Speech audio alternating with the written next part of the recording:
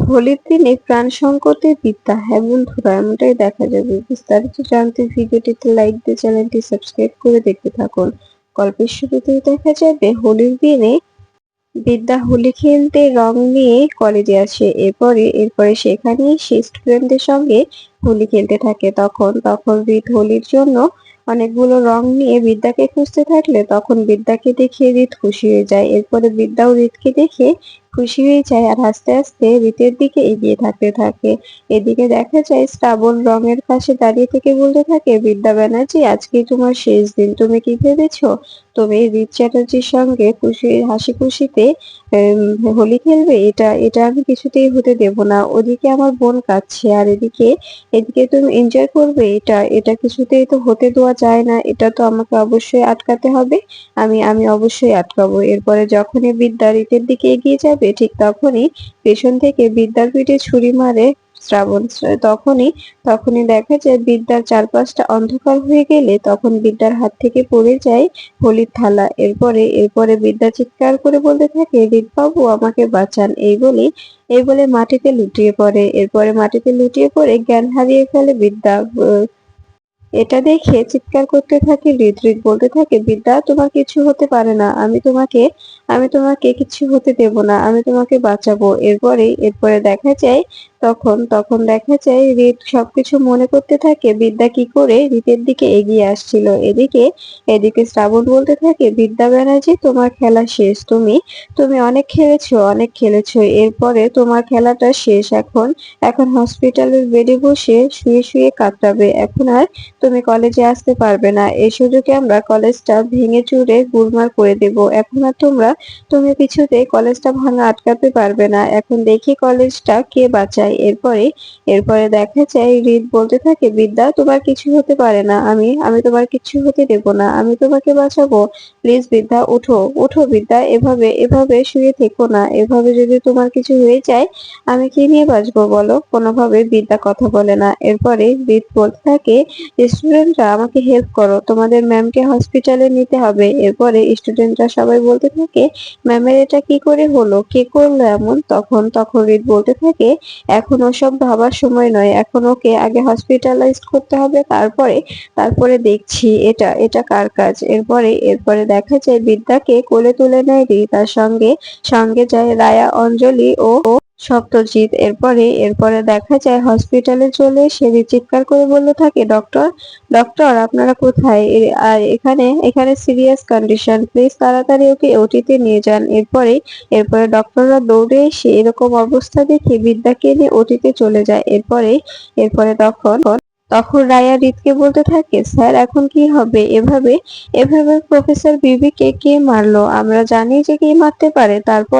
তারপরেও এই বিচার কি হবে? প্রফেসর বিবির বিচারটা কি পাবে? তখন রিত বলতে থাকে, অবশ্যই অবশ্যই হতেই হবে। আমি তোমাদের প্রফেসর বিবিকে বিচার পাইয়ে দেব। আমি অবশ্যই এটার জন্য লড়বো। কেন ওরা এভাবে এভাবে একটা মেয়েকে শেষ করে দিতে চাইলো? কোন উদ্দেশ্যে এত বড় একটা জঘন্য কাজ করলো? এটা তো আমাকেও খতিয়ে দেখতে হবে, তাই না? তোমরা তোমরা কোনো চিন্তা করো না, তোমাদের ম্যাম অবশ্যই ন্যায় বিচার পাবে। তখন দেখা যায় স্টুডেন্টরা বলতে থাকে, স্যার, প্লিজ দেখবেন আমাদের ম্যাম যেন ন্যায়টা পেয়ে যায়। তা না হলে কিন্তু আমরা এই পুরো কলেজটা একদম একদম ঘেরাও করে ধরবো আর দেখি কি করে কলেজটা ভাঙে ওরা। তখন রিত বলতে থাকে, এখন কিন্তু তোমাদের ম্যামকে এখানে এখানে রেখে তোমাদের লড়াইটা চালিয়ে যেতে হবে। তোমাদের ম্যাম তো এখন সামনে থাকতে পারবে না। তোমাদের নিজেদের লড়াই নিজেদেরই লড়তে হবে। এখন সময় এসেছে নিজেদের প্রমাণ করার। তখন রিতের কথা শুনে রায়া, অঞ্জলি বলতে থাকে, হ্যাঁ স্যার, আমরা কলেজটাকে ঘেরাও করে ধরে থাকবো। দেখি কি করে কলেজটা ভাঙতে পারে। তখন রিত বলতে থাকে, আমি এদিকটা দেখছি, তোমরা তোমরা কলেজে যাও, কারণ ওখানে ওখানে ওরা ওরা বুলডোজার মারতে পারে। ওদের তো কোনো বিশ্বাস নেই। যেহেতু বিদ্যা এখন হসপিটালাইজ, তবে তবে ওরা ইচ্ছে করে সবকিছু করবে, তাড়াতাড়ি সবকিছু করার জন্য, যাতে বিদ্যা আটকাতে না পারে। এরপরে রায়া, অঞ্জলি ও সত্যজিৎ চলে যায়।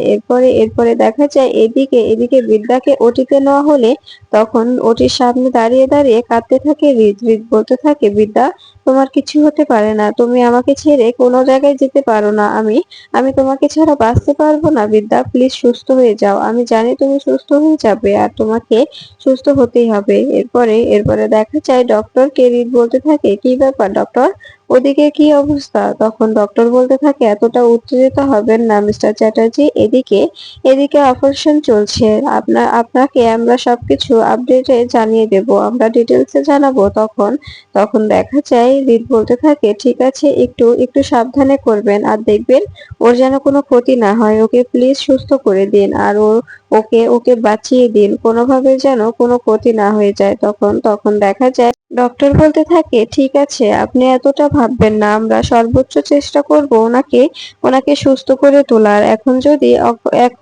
এখন যদি উনি নিজে না কোনো কোঅপারেট করে, নিজে যদি কোনো লড়াই না করে, তবে তো কোনোভাবেই হবে না, কোনোভাবেই আমরা আটকাতে পারবো না। তখন তখন ডক্টরকে রিড বলতে থাকে, ও একজন লড়াকু মেয়ে, তাই ও অবশ্যই লড়বে, অবশ্যই শেষ অবধি লড়বে। এদিকে এদিকে দেখা যায় শ্রাবণ সেখান থেকে বাড়িতে চলে আসে আর বাড়িতে এসে নিজের ঘরে বসে বসে ভাবতে থাকে, আচ্ছা আমি যে কাজটা করে এলাম এটার জন্য পরে আমাকে পস্তাতে হবে না তো? আমাকে আমাকে তো যদি বিদ্যা বেঁচে ওঠে তবে তো আমাকে একদম শেষ করে দেবে, কারণ ও তো জানে যে এই কাজটা আমি করেছি। তখন তখন কি হবে?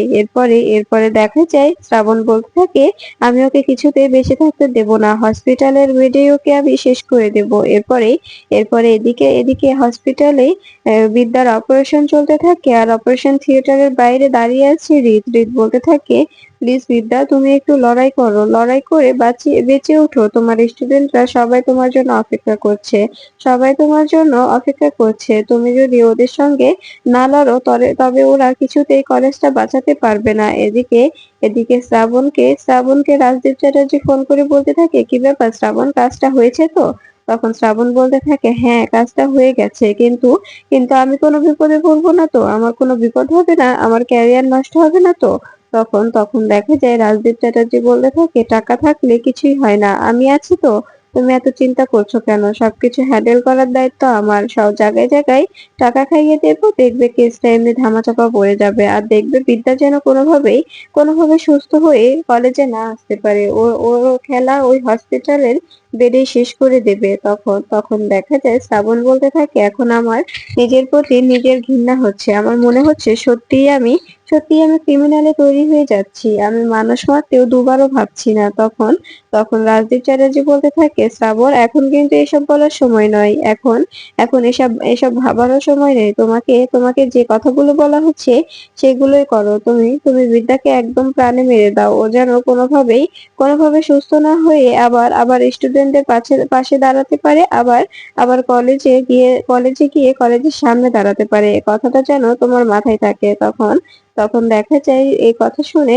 শ্রাবণ বলতে থাকে, ঠিক আছে, আমি আমি সবটা সামলে নেব, আমি দেখছি কি করা যায়। এরপরে দেখা যায় তখন শ্রাবণ ফোনটা কেটে দিয়ে বলতে থাকে, এখন কি হবে যদি সত্যি সত্যি বিদ্যাকে মেরে দিই, তবে তবে কখনো কি এই কথাটা বেরোবে না? এরপরে দেখা যায় তোষা ব্যানার্জি এসে বলতে থাকে, কি রে শ্রাবণ, কি হয়েছে? তখন শ্রাবণ বলতে থাকে, মা, আমি বিদ্যাকে ছুরি মেরে এসেছি। এ কথা শুনে অবাক হয়ে যায় তোষা ব্যানার্জি বলতে থাকে, এসব তুই কি বলছিস?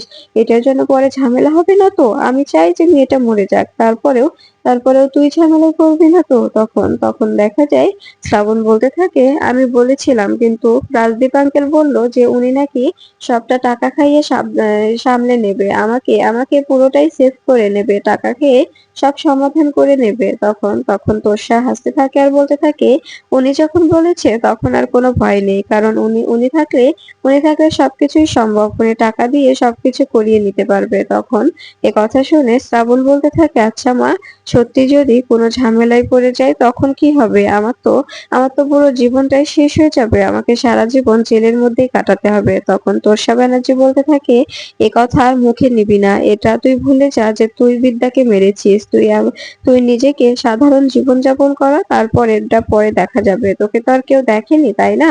তখন তখন শ্রাবণ বলতে থাকে, আমার বিশ্বাস আমাকে কেউ দেখেনি, তারপরেও ভিড়ের মধ্যে যদি কেউ দেখে ফেলে তখন তখন কি হবে? তখন তখন দেখা যায় তোষা ব্যানার্জি বলতে থাকে, তখনকার ব্যাপার তখন বোঝা যাবে, এখন এখন তোকে এতটা ভাবতে হবে না। এরপরে দেখা যায় তোষা বলতে থাকে, তুই ঘরে ঘরে ঘুমিয়ে যা, আমি আমি আসছি। এই বলে তোষা ব্যানার্জি বেরিয়ে যায়। এদিকে এদিকে দেখা যায় রীতের কাকা বলতে থাকে, আমাকে বিদ্যার সঙ্গে দেখা করতে হবে আর বিদ্যার সঙ্গে কথা বলতে হবে। ওকে মারার প্ল্যান করা হচ্ছে, ওকে ওকে মেরে ফেলা হবে, ওকে সাবধান করতে হবে।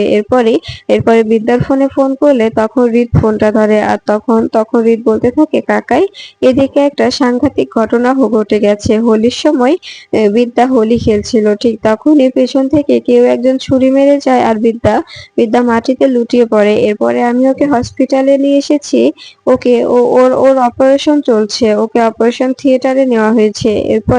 তখন রূপ বলতে থাকে, ঠিক আছে আমি হসপিটালে আসছি। এরপরে দেখা যায় রূপ হসপিটালে চলে এলে তখন হৃদ রূপকে জড়িয়ে ধরে কাঁদতে থাকে আর বলতে থাকে, কাকাই এখন কি হবে? বিদ্যা সুস্থ হয়ে যাবে তো? বিদ্যার কোনো ক্ষতি হবে না তো?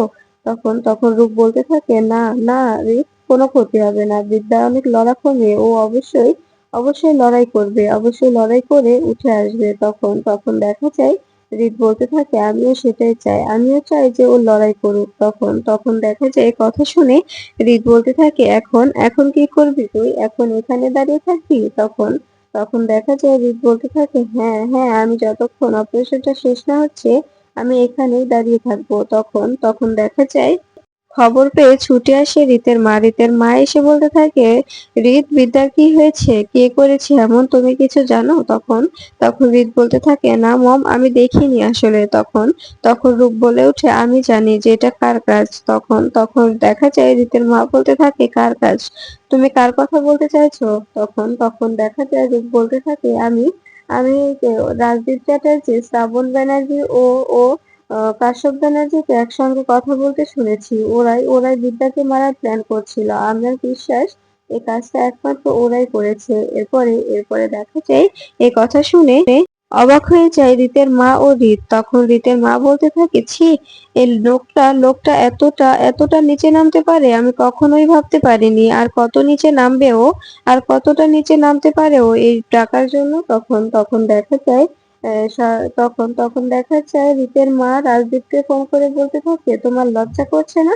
তুমি এই টাকার জন্য এতটা নিচে নেমে গেছো? তোমাকে তো এখন আমার থুতু দিতে ইচ্ছে করছে। তখন দেখা যায় রাজদীপ চ্যাটার্জি বলতে থাকে, অনেক অনেক হাজার কোটি টাকার ব্যাপার, বুঝতে পেরেছো? অনেক কোটি টাকা ইনভেস্ট করা হয়ে গেছে। এখন এখন যদি আমরা প্রজেক্টটা বাদ দিই আমাদের কতটা লস হবে তুমি বুঝতে পারছো?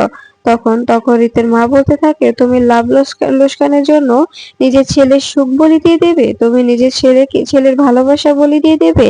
তখন তখন দেখা যায় কথা শুনে রাজদীপ চ্যাটার্জি বলতে থাকে, ও তো বিদ্যার ভালোবাসা নয়, ও হচ্ছে ফাগুনের ভালোবাসা। আমি তো বলছি যে বিদ্যাকে ছেড়ে ফাগুনকে মেনে নিতে, তবে তো আর এই মেয়েটার এতটা সাফার করতে হয় না, তাই না? বিদ্যাকে তো এতটা কষ্ট করতে হয় না। ও যদি ফাগুনকে মেনে নিত তবে বিদ্যা আজকে সুস্থ থাকতো। তখন তখন দেখা যায় রীতের মা বলতে থাকে, আমি তোমার নামে ডায়েরি করব, আমি তোমার নামে কেস করব, মামলা করব। তুমি আমার পুত্রবধূকে মেরেছো, আমার পুত্রবধূর যদি কিছু হয়ে যায় আমি তোমাকে ছাড়বো না। এ কথাটা আমি তোমাকে বলে দিলাম, কথাটা যেন মাথায় থাকে। তখন তখন দেখা যায় এ কথা শুনে রাজদীপ চ্যাটার্জি বলতে থাকে, তুমি কিন্তু বাড়াবাড়ি করছো, তুমি একদম বাড়াবাড়ি করছো। তাই বলছি ওখান থেকে চলে এসো, তুমি একদম হসপিটালে থাকবে না। তখন তখন দেখা যায় পৃথা বলতে থাকে, আমি অবশ্যই হসপিটালে থাকবো, আমি আমার ছেলের বউয়ের কাছে অবশ্যই থাকবো। এতে তোমার যা করার তুমি করে নিতে পারো, তোমার যা খুশি তুমি করতে পারো। আমি কিছুতে এখান থেকে যাব না, তোমার বিরুদ্ধে আমি কোর্টে উঠবো।